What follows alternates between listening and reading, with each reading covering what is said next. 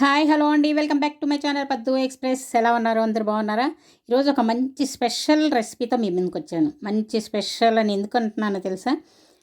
చిన్నపిల్లలకి మనము సిర్లాక్ షాప్స్లో తీసుకొచ్చి పెడతా ఉంటాం, కానీ అది ఆరోగ్యానికి మంచిది కాదండి. వాళ్ళు షుగర్లు ఎక్కువ వేస్తారు, అవి మన ఇంట్లో చేసుకునేలాగా ఉండవు. దానికి నేను ఒక మంచి పిల్లలకి హోమ్ మేడ్ సిర్లాక్ అది ఎలా చేయాలో చూపిస్తాను. చూడండి, మూట కనిపిస్తుంది. ఏంటా మూట అనుకుంటున్నారా? అది రాగులతో చేస్తున్నాను. రాగులతో పిల్లలకి చాలా చాలా హెల్తీ అండి. రాగులతోటి హోమ్ మేడ్ సిర్లాక్. అది ఏంటి రాగులతోటి ఎలాగా అనుకుంటున్నారా? తప్పకుండా మీరు ఇది స్కిప్ చేయకుండా చూడండి. చాలా మంచి వీడియో అండి. ఇది చిన్నపిల్లలకి చాలా చాలా మంచి ఫుడ్ అనమాట. రాగులు ముందుగా నానబోసుకున్నాను అనమాట. ఓ 10-12 గంటలు నానాలి, బాగా నానాలి ఎక్కువసేపే.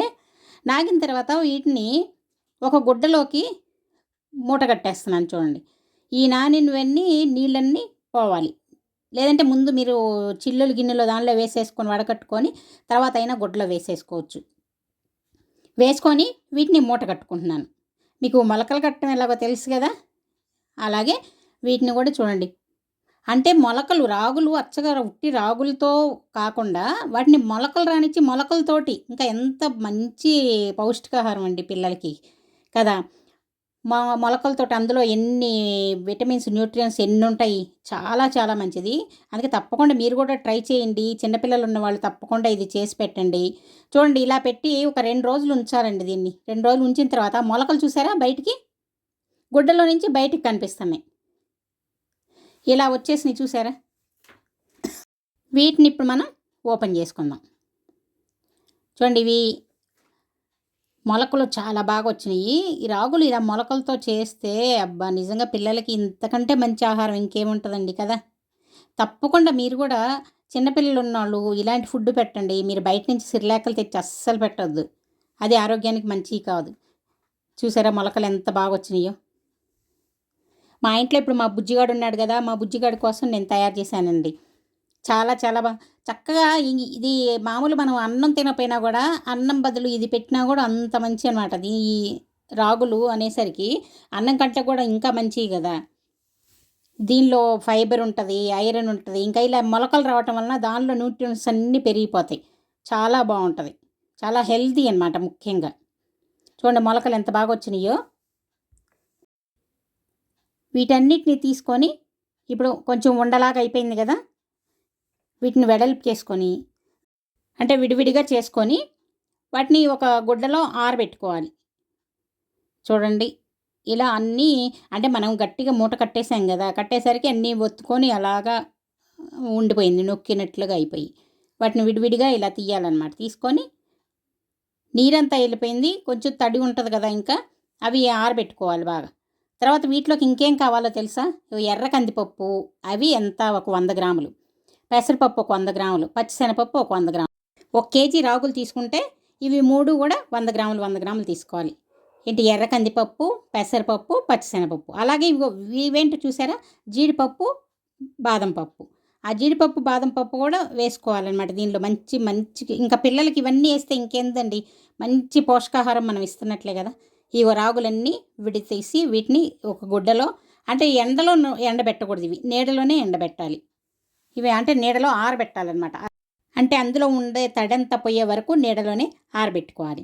అలాగే ఈ పప్పులు ఉన్నాయి కదా, ఇవి ఒక 2-3 సార్లు నీళ్ళలో కడిగేసుకొని వీటిని కూడా నీడలోనే ఒక గుడ్డ మీద ఆరబెట్టుకోవాలి. తర్వాత బాదం పప్పు, జీడిపప్పులు అన్నాను కదా, అవి ఎన్ని తీసుకోవాలని మీకు డౌట్ వస్తుంది కదా.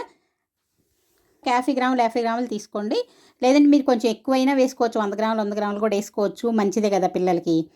ఈ పప్పులు కూడా కడిగేసి ఇది ఇంకో గుడ్డ మీద ఇలా ఆరబెట్టుకున్నాయి. ఇవి కూడా ఎండలో ఎండబెట్టకూడదనమాట, నీళ్ళలోనే అన్నీ ఆరబెట్టుకోవాలి. ఇవన్నీ ఆరిన తర్వాత ఇప్పుడు చూసారా, ఓ ప్యాన్లో అసలు ఆయిల్ ఏమి వేయకుండా ఊరికే డ్రైగా కొంచెం లైట్గా అలా రోస్ట్ చేసుకోవాలి. ఎందుకంటే పిల్లలకి అంటే తడి ఉండకుండా తొందరగా పాడవకుండా ఉంటుంది పిండి. అంతేకాకుండా పిల్లలకి తినేటప్పుడు టేస్ట్ కూడా బాగుంటుంది. అప్పుడు వేడి నీళ్ళల్లో వేసి మీకు ఎక్కువ మరిగించక్కర్లేదనమాట.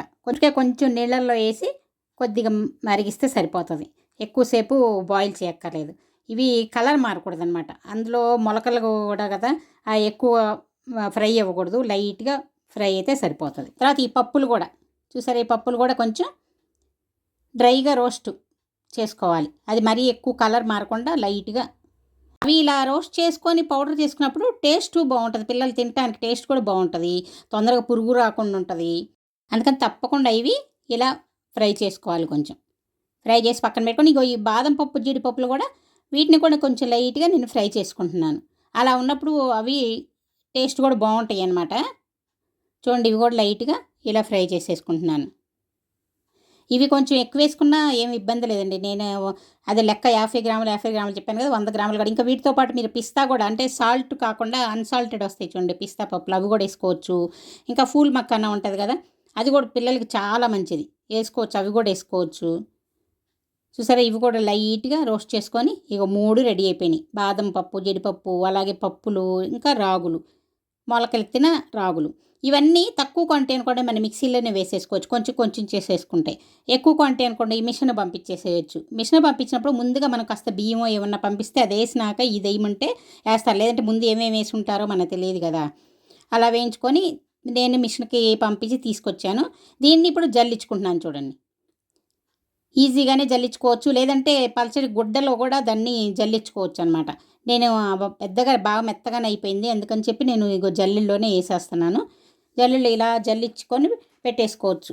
మీరు ఫ్రిడ్జ్లో పెట్టేసుకుంటే మంచిదనమాట, ఎందుకంటే ఇంకా ఫ్రిడ్జ్లో ఏమీ అవ్వదు, అది ఎన్ని రోజులు ఉన్నా కూడా చాలా బాగుంటుంది.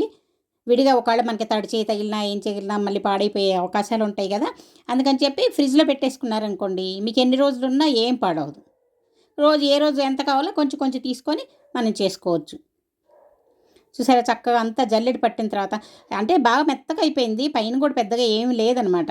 మనం మిక్సీలో వేసుకుంటేనే ఇంకా అంత మెత్తగా రాదు, కొంచెం బరగ్గా వస్తుంది.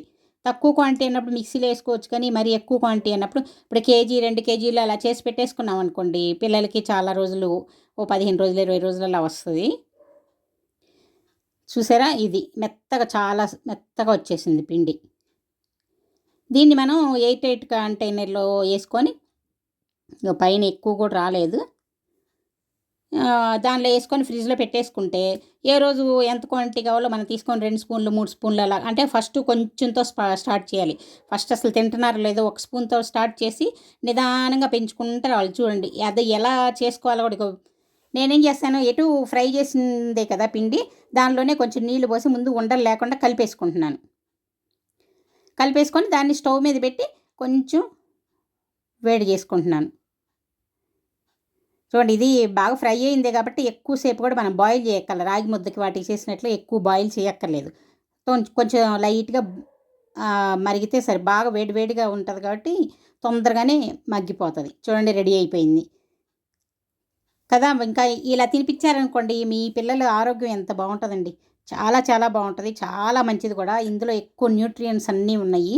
మీరు తప్పకుండా ఇది ట్రై చేసి మీ పిల్లలు, మీ చిన్నపిల్లలు ఉన్న వాళ్ళందరూ తప్పకుండా ట్రై చేసి ఇది పెట్టండి. ఇది పెట్టారంటే ఫస్ట్లో స్టార్టింగ్ వాళ్ళకి తినటం అలవాటు లేక తినకపోవచ్చు, కానీ నిదానంగా మీరు కొంచెం కొంచెం అలవాటు చేస్తూ ఉంటే ఇదే అలవాటు అయిపోతుంది. హెల్త్కి కూడా చాలా మంచిది. బయట సిర్లాక్లో పెట్టవాకండి దయచేసి, అస్సలు మంచిదే కాదు. నేను తయారు చేసిన ఈ ఫుడ్ ఎలా ఉందండి, పిల్లల కోసం మంచి ఆరోగ్యం కదా. వీడియో మీకు నచ్చింది కదా, నచ్చితే ఇంకెందుకంటే ఆలస్యం, లైక్ చేయండి, షేర్ చేయండి, సబ్స్క్రైబ్ చేసుకోండి. నేను ఇంకో మంచి వీడియోతో మీ ముందుకు వస్తాను. అంతవరకు సెలవు, బాయ్ బాయ్.